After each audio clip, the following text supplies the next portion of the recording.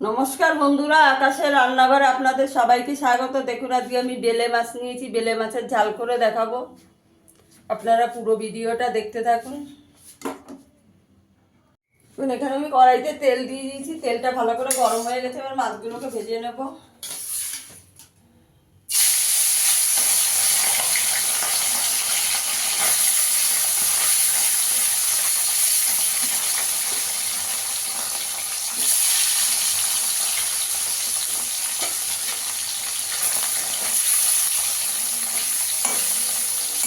মাছগুলোকে একটু লাল করে ভেজে নেব।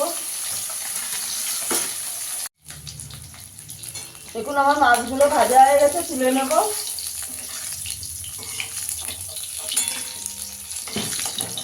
সব মাছগুলো ভেজে নিয়েছি। 8 চামচ তেল দিয়ে দেবো। একটু কালো জিরে ফোড়ন দিয়ে দেবো।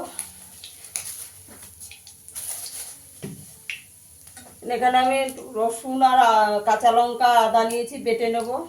একটা টমেটো দিয়ে একসঙ্গে বেটে নেবো, একটা পেস্ট করে নেবো। এখানে আমি 2টো পেঁয়াজ কুচি করে রেখেছি, দিয়ে দেবো।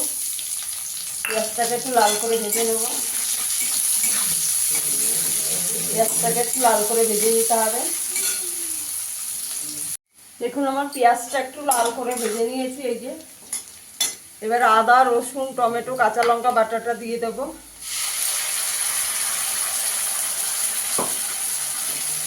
দিয়ে ভালো করে কষিয়ে নেব।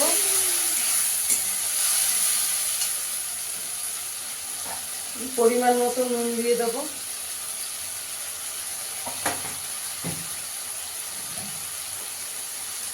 হলুদ গুঁড়ো দিয়ে দেবো হাফ চামচ। হাফ চামচ জিরের গুঁড়ো দেবো। কাশ্মীরি লঙ্কার গুঁড়ো দিয়ে দেবো। মশলাটা ভালো করে কষিয়ে নেব।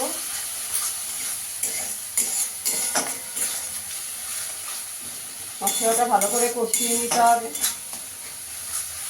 মশলা যত কষাবে রান্নার স্বাদ বন্ধুরা তত ভালো হবে। বন্ধুরা, আমার ভিডিওটা যদি ভালো লাগে লাইক করবেন, শেয়ার করবেন, চ্যানেলটিকে সাবস্ক্রাইব করে দেবেন। ভালো করে কষিয়ে নেবো একটু। দেখুন মশলাটা আমি 10 মিনিট ধরে কষিয়ে নিয়েছি। গ্যাসের আঁচটাকে কম করে এখানে একটু গরম জল করে রেখেছি, দিয়ে দেবো।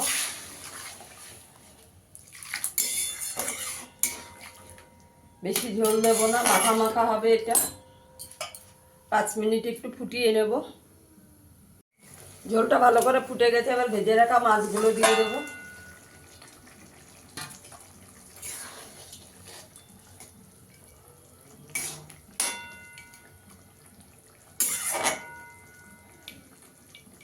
মাছগুলো দিয়ে 5 মিনিট একটু চাপা দিয়ে দেবো।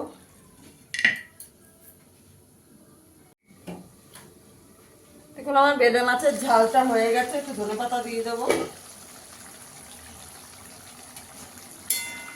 বেশি নাড়াচাড়া করা যাবে না, খুব নরম মাছ।